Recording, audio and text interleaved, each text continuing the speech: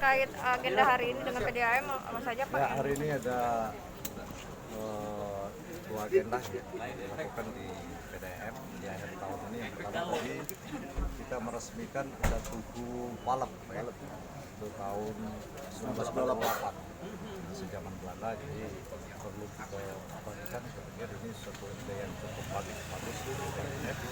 Ada tempat selfie baru nanti ya, di PDAM ya. Dan mengingatkan kepada kita bahwa PDAM di Kota Palembang ini sudah mulai tahun 1928. Kemudian tadi bersama dengan pengawas dan para direksi kita melaksanakan rencana kerja anggaran perusahaan untuk tahun 2021 dan evaluasi ya terkait dengan program-program pendidikan yang dilaksanakan di tahun 2020. Kami tentu sangat menghargai, mengapresiasi apa yang dilakukan oleh PDAM pada hari ini. Sebuah perusahaan itu harus mempunyai rencana kerja sehingga pada saatnya kita melaksanakan tidak akan simpang siur, akan lebih efektif. Kami bersyukur ya, lagi di COVID ini suatu yang mengembirakan bagi kita bahwa PDAM untungnya bertambah ya. Kalau tahun 2019 ini kurang lebih 100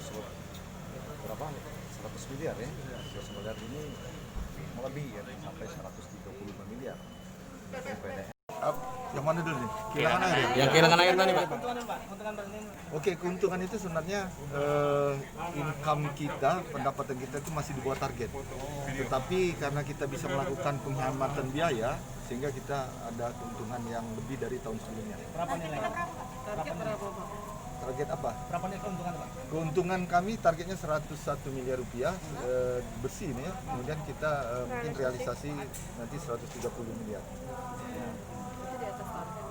Ya, di atas target. Nah, itu karena itu tadi kita biaya bisa efisien penghematan biaya. Kemudian target tahun depan, Pak, berapa, Pak, dicanangkan?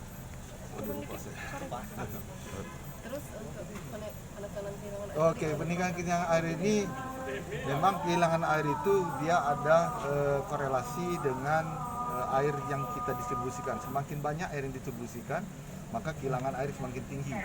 Jadi kita ada peningkatan air yang didistribusikan, tetapi karena COVID-19 ini beberapa pelanggan niaga kita seperti hotel, mal-mal itu tidak melakukan kegiatan, sehingga air itu habis di kebocoran kita.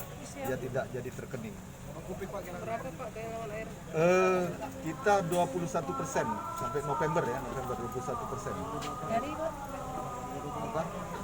Dari biasanya 18,8 pada tahun 2019 ya meningkat jadi 21%. Jadi kemungkinan kalau nilai uang 100 rupiah. Hitung saja harga air kita 4.000 di